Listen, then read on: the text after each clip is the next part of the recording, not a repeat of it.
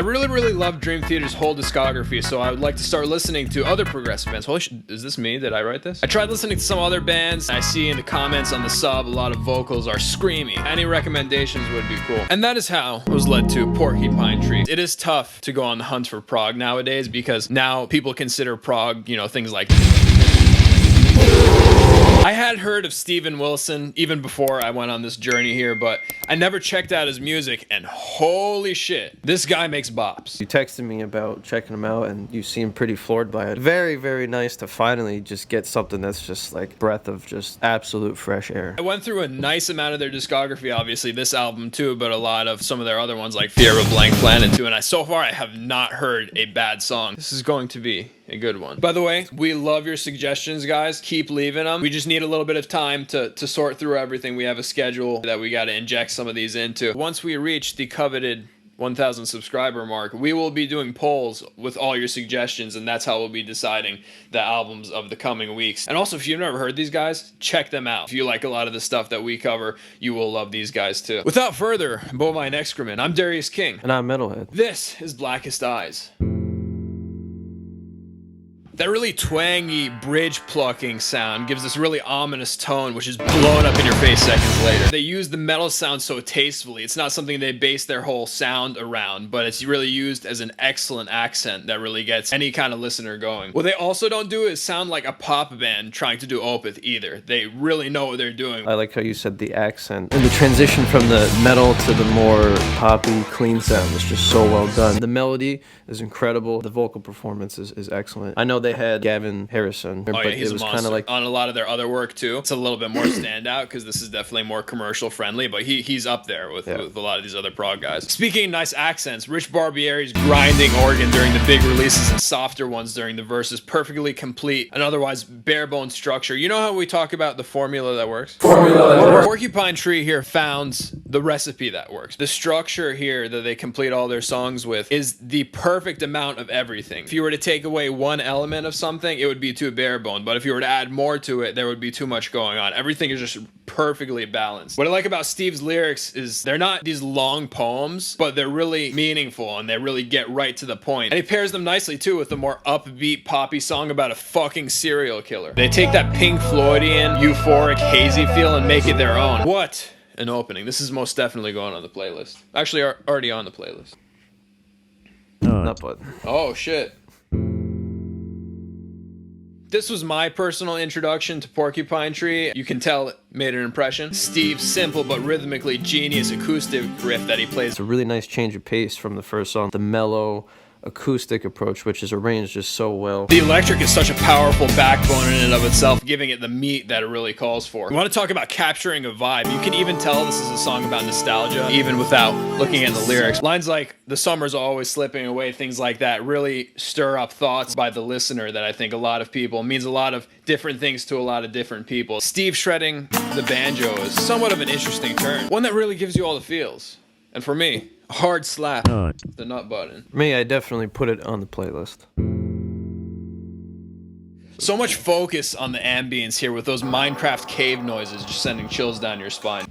Atmosphere. The definition of the song. There's just really nothing else. It just really achieved what it was going for. It's more of a mood changer than an actual structured song, but it's still most definitely going on the playlist. Yes. And an immediate crash down to earth. Spectacular tone from Steve, unsurprisingly, given he's a master producer. Though it's not as in your face, the percussion by Gavin Harrison has been masterful on this whole thing, and at times sounds like Neil or one of the mics. I love the approach of the song, which is something that we'd love to talk about, is the formulaic approach. Absolutely. A great example of that is John Mayer. Stuff Like Trains is what I was hoping for on the John Mayer album we reviewed. Of course, that's unfortunately not what we got. But a guy like John Mayer who can play at the level of one of these guys, who opts to just make this kind of simple caveman music because that's what sells. That's fine. You got to make a living. You got to feed your family and your kids. But then you have guys like, Steve here that really are passionate about their music. The music comes first and then the sales come second. Now most of the music you hear is totally the reverse, but somehow people just eat it up. These top 40 songs that are out there right now. There's no emotion. There's no soul in it. And I think he portrays that beautifully in this song, painting this dystopian future where everybody just listens to that crap. Which for 2002 till now. Oh yeah, 20 years. He wrote this in 2002. I wonder what he's thinking now. Not one of my favorites up against the monstrous track list up until this point, but absolutely favorite subject so far on this album. This one gets the Darius King seal of approval. I'd have to agree almost entirely. This one gets the Metalhead seal of approval. Again, with the heavy focus on atmosphere here. Percussion EQ to sound like it's coming through that radio, that haunting piano. Then all of a sudden it starts kicking ass when Steve turns into Tony Iommi, and then Jordan shows up with his alien laser gun. Amazing melody. The chorus is weird, but it's just so attractive. Like, it's just the way he put the effects on it with his production skills. It's just so dreamy. And it's so tastefully done, too, with such smooth transitions in between the heavy and haunting sections. This is one that took me a couple listens to fully understand, but now has a home in my playlist. Oh, home. Yes. This one gets the Metalhead seal of approval. The ass-kicking carries in well into Wedding Nails here. Gavin punishing the kid like it said something about his mom or something. Then there was that one Metallica section that was a little weird. You know, this one.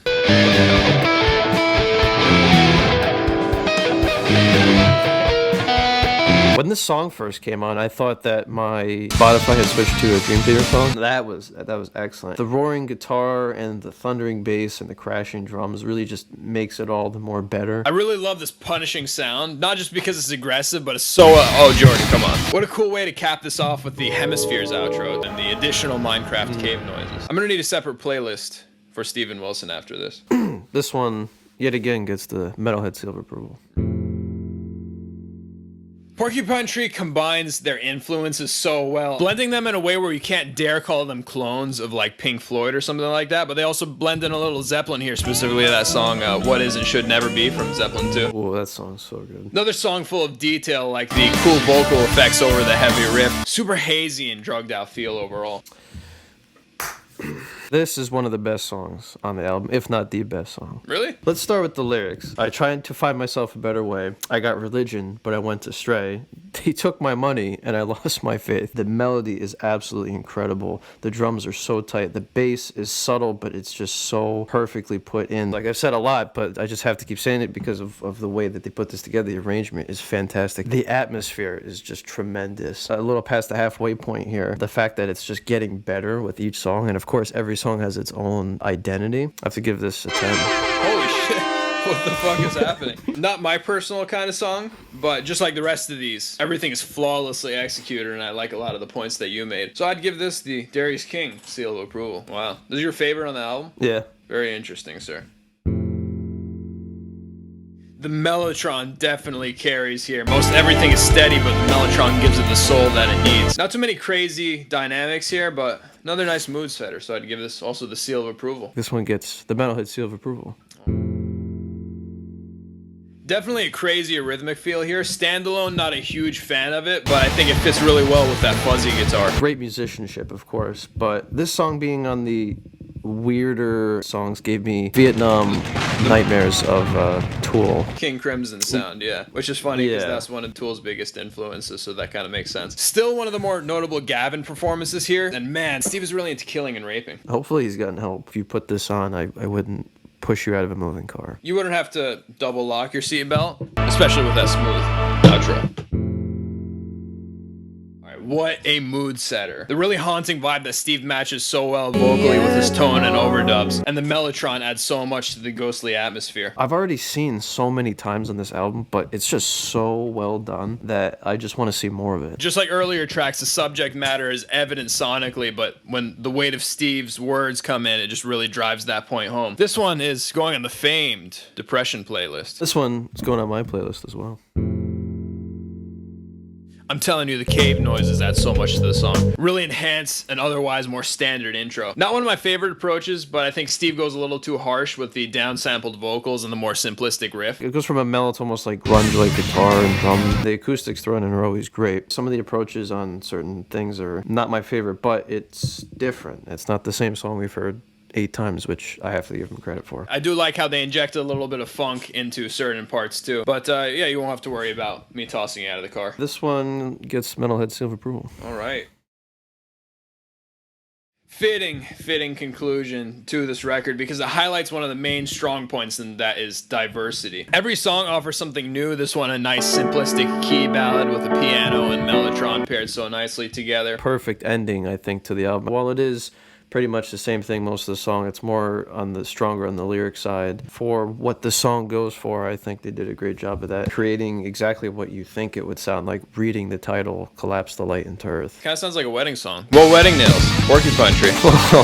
Very nice send-off. This one gets the Darius King seal of approval. This gets the Metalhead seal of approval. Overall, one of the most impressive album structures I've reviewed in a while. Every track is well thought out, super detailed, and attention is paid greatly to the bigger picture, and that's how the whole album sounds and comes together. It has aggressive parts, it has soft parts, dreamy parts, happy parts, sad parts, all while sounding like one coherent project. Every song has its own personality, while also keeping in line with the album's atmospheric approach of heavy, melodic, and clean sounds that not only are arranged masterfully, but also have great transitions and embedded sounds and tracks that give them so much life. Really powerful subjects, too, that Steve delivers in such a neat package, and the musicianship is there to back it up as well. Definitely poppier than what you'd expect from a progressive rock band, but the prog comes in when you look at how well they're able to fuse all their influences together to form their own identity. What a gem. Rarely has a band made this kind of impression on me at first.